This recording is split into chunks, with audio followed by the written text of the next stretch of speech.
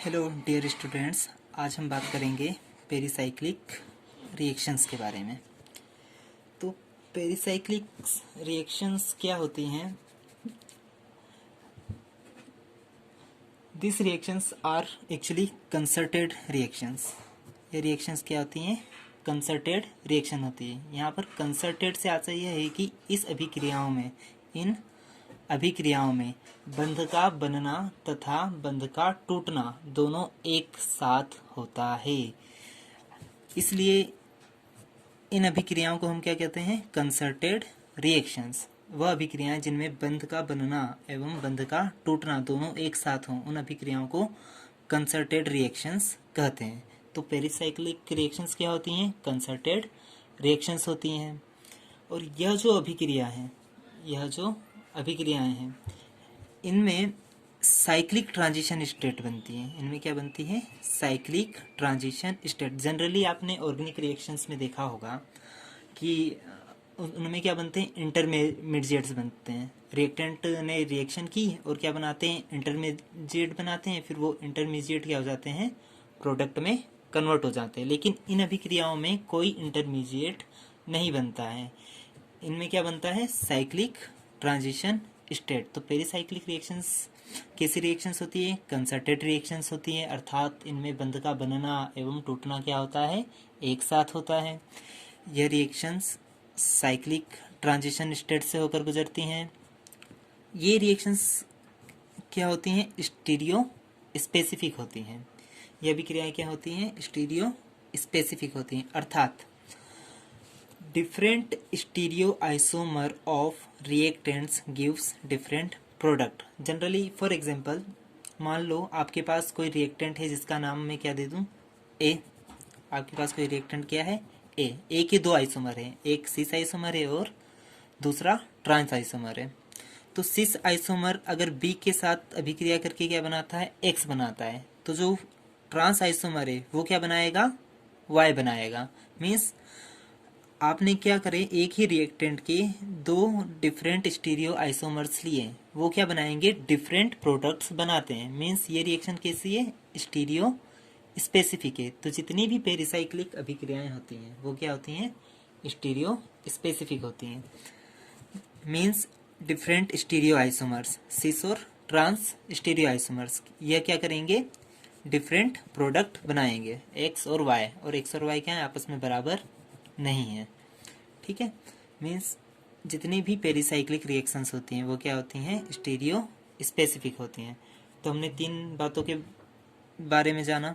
पहली, यह reactions concerted reactions होती हैं। यह रिएक्शन साइक्लिक ट्रांजिशन स्टेट्स से होकर गुजरती हैं। यह रिएक्शंस स्टीरियो स्पेसिफिक होती है। फोर्थ पॉइंट, यह रिएक्शंस थर्मली के लिए हमने डेल्टा सिंबल का यूज़ किया, थर्मली तथा फोटोकेमिकली इनिशिएटेड होती हैं। मीन्स इस रिएक्शन में रिएक्टेंट को प्रोडक्ट में कन्वर्ट होने के लिए जो एक्टिवेशन एनर्जी की आवश्यकता होती है वह रिएक्टेंट को कहाँ से मिलेगी? या तो थर्मली मिलेगी, हीटिंग के द्वारा, या फिर लाइट के द्वारा, सनलाइट के द्वारा। तो मीन्स यह जो रिएक्शन है वह थर्मली तथा फोटोकेमिकली इनिशिएट होती हैं। अब बात करते हैं इनके क्लासिफिकेशंस की।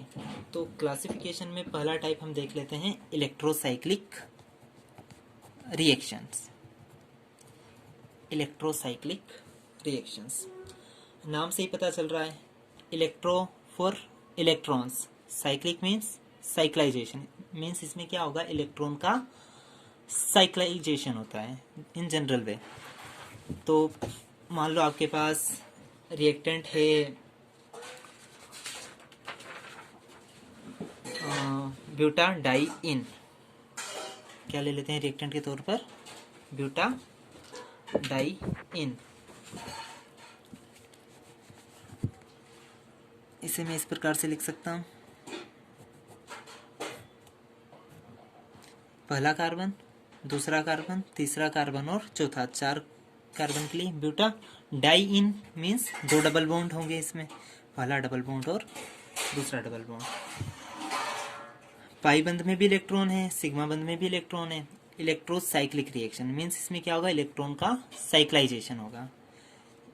यह बंध के इलेक्ट्रॉन कहाँ चले जाएंगे, यह जो पाई इलेक्ट्रॉन्स हैं यह यहाँ पर शिफ्ट हो जाएंगे, और यह जो पाई इलेक्ट्रॉन है यह कहाँ शिफ्ट हो जाएगा, इन दोनों कार्बन एटम्स के बीच। तो प्रोडक्ट क्या बन जाएगा आपका,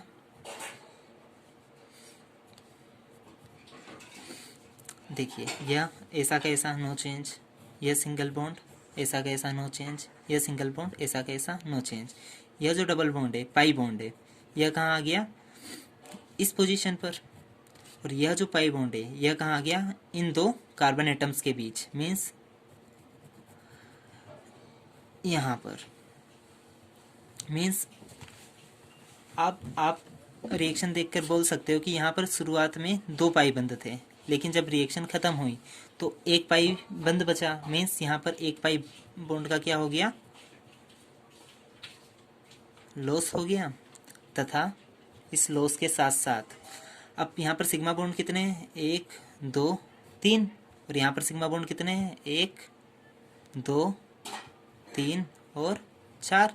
मीन्स शुरू में सिग्मा बॉन्ड कितने थे, 3, बाद में कितने हो गए, 4। मीन्स एक सिग्मा बॉन्ड क्या हुआ यहाँ पर नया बना, 1 sigma bond generated.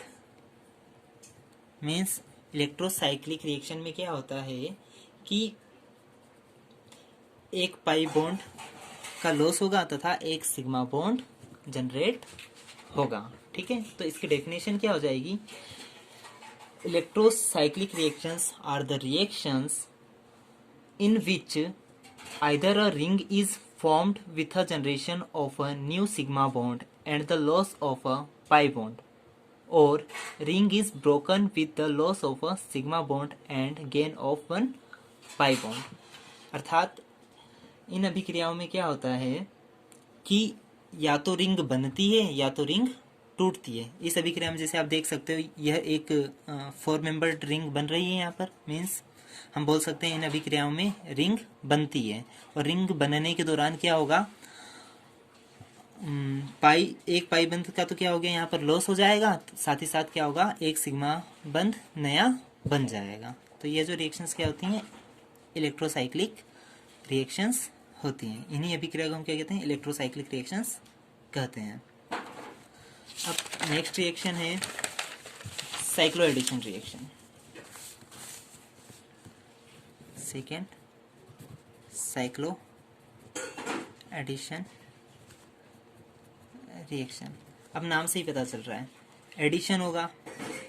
Addition means हमें एटलीस्ट 2 रिएक्टेंट्स की रिक्वायरमेंट होगी। अब अगर पिछली रिएक्शन की बात करें तो इसमें केवल एक ही रिएक्टेंट है, ब्यूटाडाइन। तो जितनी भी इलेक्ट्रोसाइक्लिक रिएक्शंस होती हैं उनमें जनरली आपको केवल एक ही रिएक्टेंट देखने को मिलेगा। लेकिन साइक्लो एडिशन रिएक्शन की पहचान क्या होगी, इसमें एटलीस्ट 2 रिएक्टेंट्स आपको देखने को मिलेंगे, 2 से ज़्यादा भी हो सकते हैं। तो साइक्लो एडिशन रिएक्शन में क्या हो जाएगा, 2 रिएक्टेंट्स का क्या होगा, एडिशन होगा, और एडिशन के साथ आपको क्या मिलेगा, साइक्लिक प्रोडक्ट मिलेगा। तो रिएक्टेंट्स ले लें। पहला रिएक्टेंट इथीन, ये पहला कार्बन या दूसरा कार्बन। दूसरा रिएक्टेंट भी क्या ले लेते हैं हम, इथीन या इथिलीन, इसे क्या बोलेंगे, इथिलीन। अब एडिशन होगा, एडिशन इस प्रकार से होगा, ये जो पाई बॉन्ड है यह यहाँ शिफ्ट हो जाएगा और ये जो पाई बॉन्ड है यहाँ शिफ्ट हो जाएगा। तो क्या बन जाएगा,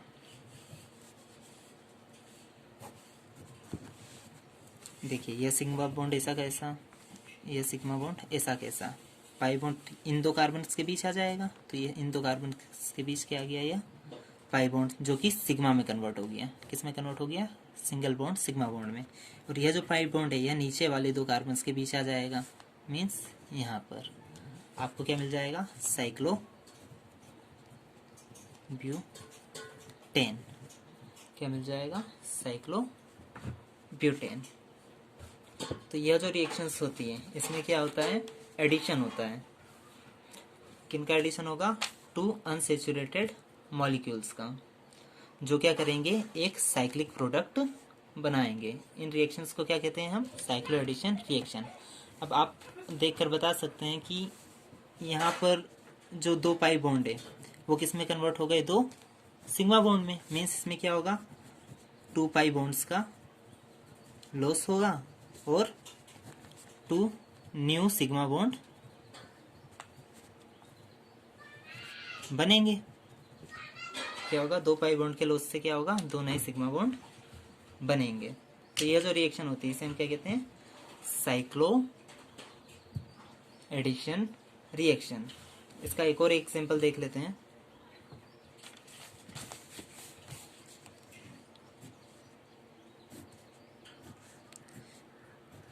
देखो, एक अनसैचुरेटेड सिस्टम क्या हो जाएगा? ब्यूटाडाइन। दूसरा अनसैचुरेटेड सिस्टम ले लेते हैं इथिलीन। यह क्या हो गया? ब्यूटाडाइन। पहली पोजीशन पर डबल बॉन्ड है, पहला, दूसरा, तीसरा, चौथा और तीसरी। तो इसका नाम क्या हो जाएगा? 1/3 ब्यूटाडाइन। इसका नाम क्या है? इथिलीन।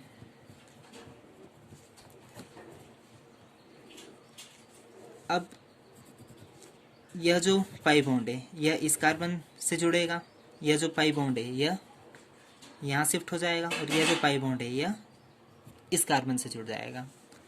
एक साइक्लिक प्रोडक्ट बन जाएगा। तो देखिए साइक्लिक प्रोडक्ट क्या बन जाएगा? यह ऐसा कैसा, यह ऐसा कैसा। यहाँ से पाई बॉन्ड कहाँ शिफ्ट हो गया? यहाँ पर। अब यहाँ पर जो एक पाई बॉन्ड था वो इस कार्बन से जुड़ गया। यहाँ का जो पाई बॉन्ड था वो इस कार्बन से जुड़ गया। मीन्स साइक्लो हेक्सीन क्या बन जाएगा? Cyclo hexene.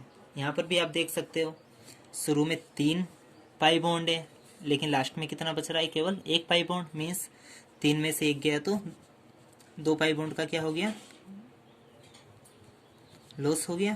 तथा 2 पाई बॉन्ड के लॉस से 2 नए सिग्मा बॉन्ड बने यहाँ पर और यहाँ पर।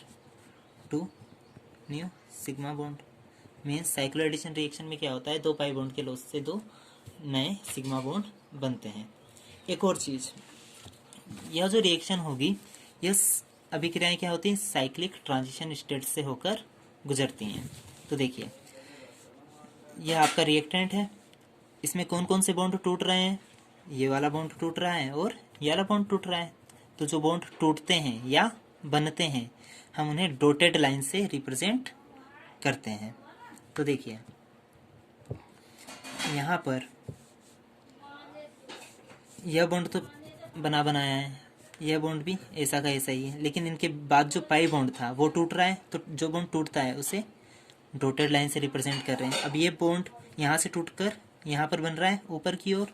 तो यहाँ पर जो नया बॉन्ड बन रहा है उसे भी डॉटेड लाइन से रिप्रेजेंट किया। अब यह वाला बॉन्ड भी टूट रहा है तो इसे भी डॉटेड लाइन से रिप्रेजेंट किया। अब यह बॉन्ड टूट कर कहाँ बन रहा है? नीचे की ओर। तो इसे भी डॉटेड लाइन से रिप्रेजेंट कर दिया। तो देखिए यह एक साइक्लिक ट्रांजिशन स्टेट है। तो मीन्स यह जो रिएक्शन होती है ये साइक्लिक ट्रांजिशन स्टेट से होकर गुजरती है। इसी प्रकार से इसमें देखिए यह पोर्शन तो ऐसा का ऐसा, इसमें कोई चेंज नहीं हो रहा है। अब यह बॉन्ड टूट रहा है तो इसे डॉटेड लाइन से रिप्रेजेंट कर दिया। अब यह बॉन्ड यहाँ पर बन रहा है तो यहाँ पर भी डॉटेड लाइन। यह बॉन्ड टूट रहा है तो इसे डॉटेड लाइन से रिप्रेजेंट किया। अब यहाँ पर भी यह बॉन्ड टूट रहा है, यह बॉन्ड लेकिन ऐसा का ऐसा ही है। तो यह बॉन्ड ऐसा का ऐसा। यहाँ इसके पास जो पाई बॉन्ड था वह टूट रहा है तो उसे डॉटेड लाइन से रिप्रेजेंट किया। अब इन 2 कार्बन के बीच नया बॉन्ड बन रहा है तो उसे डॉटेड लाइन से। इन 2 कार्बन के बीच नया बॉन्ड, उसे भी डॉटेड लाइन से। यह एक साइक्लिक ट्रांजिशन स्टेट बन गई। मीन्स यह जो भी क्रियाएं होती हैं साइक्लिक ट्रांजिशन स्टेट से होकर गुजरती हैं।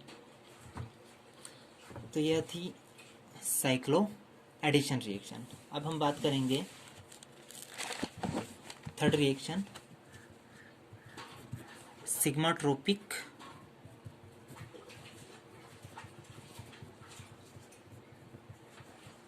रिएक्शन। सिग्माट्रोपिक रिएक्शन क्या होती है इसका एग्जांपल देख लेते हैं। It involves shifting of pi bonds along with sigma bonds in opposite direction. For example, मान लो आपके पास क्या है, कोई मॉलिक्यूल है CH2 सिंगल बॉन्ड, इसके साथ कोई एक ग्रुप जोड़ते हैं R, CH double bond CH2। ये आपका कोई जनरल प्रोपेन मॉलिक्यूल हो गया, मेथ एथ प्रोप। अब इसमें क्या होगा, इसकी नंबरिंग कर देते हैं, पहला कार्बन, दूसरा कार्बन और तीसरा कार्बन। इस रिएक्शन का नाम क्या है, सिग्माट्रोपिक रिएक्शन, या इसे हम बोलते हैं सिग्माट्रोपिक रीअरेंजमेंट। मीन्स इस अभिक्रिया में क्या होगा, इलेक्ट्रॉन्स का क्या होता है, रीअरेंजमेंट होता है। इलेक्ट्रॉन्स मीन्स यह भी बोल सकते हैं electron in the sense bonds का रीअरेंजमेंट होता है। तो इसमें जो सिग्मा बॉन्ड होगा उसका क्या होता है, रीअरेंजमेंट होता है। जैसे कि आप इस अभिक्रिया में देख सकते हैं, तीसरे कार्बन पर जो यह सिग्मा बॉन्ड है यह कहाँ शिफ्ट हो जाएगा, पहले कार्बन के ऊपर।